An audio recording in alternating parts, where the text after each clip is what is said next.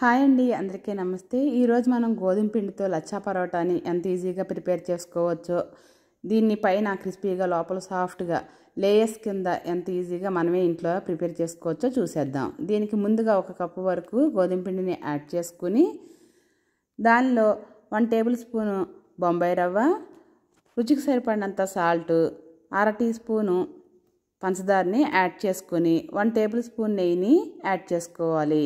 ఇక్కడ మీరు నూనె కూడా వేసుకోవచ్చు.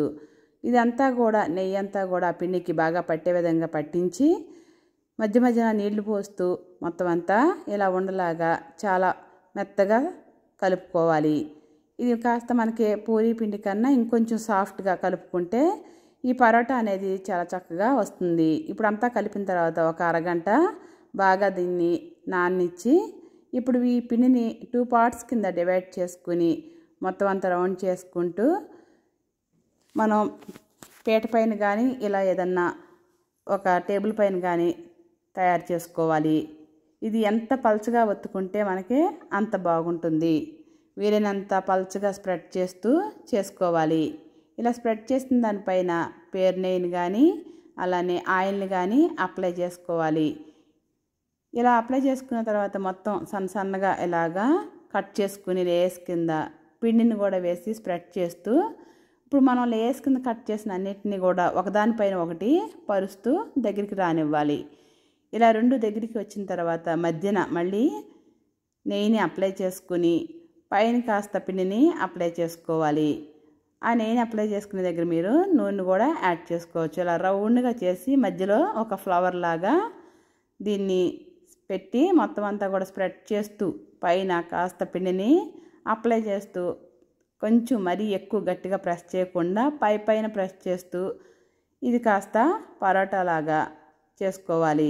ఇప్పుడు ఇలా తయారు చేసుకున్నది ముందుగానే పెట్టుకున్న పెనం పైన బాగా కాలి ఉండాలండి. ఇక్కడ పెనం అనేది ఇటు మొత్తం అంతా కూడా ఏమి నూనె అనేది వేయకుండా అటు ఇటు కూడా కొంచెం రోస్ట్ చేసుకున్న తర్వాత ఇప్పుడు మనం పైన అంతా కూడా మనకు నచ్చితే నూనె కానీ నెయ్యి కానీ ఇక్కడ యాడ్ చేసుకోవచ్చు. ఇక్కడ నేను మళ్ళీ నెయ్యితోనే చేస్తున్నాను.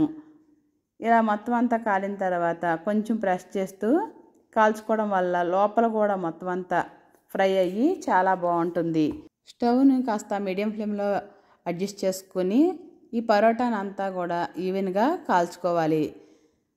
ఇలా మొత్తం అంతా కాలిన తర్వాత తీసి వేరొక ప్లేట్లోకి సపరేట్ చేసుకోండి. ఇప్పుడు రెండో దానిపైన క్లాత్ తీసి ఈ ఉండను కూడా మొత్తం అంతా పిండి వేసి స్ప్రెడ్ చేస్తూ బాగా మనకి సాధ్యమైనంత వరకు పల్చగా తయారు చేసుకోవాలి.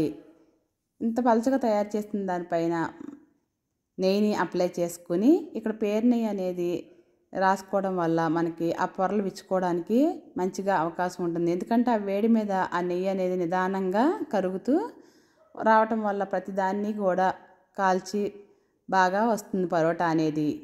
మొత్తం అంతా సన్నగా లేయర్స్ కింద కట్ చేసి వీటన్నిటిని కూడా రోల్ చేసుకుంటూ దగ్గరికి తీసుకెళ్ళాలి.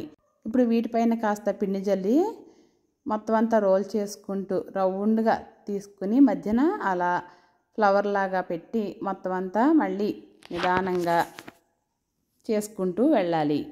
మరీ ప్రెస్ చేయకుండా పైన ప్రెస్ చేస్తూ పరోటాని తయారు చేయాలి.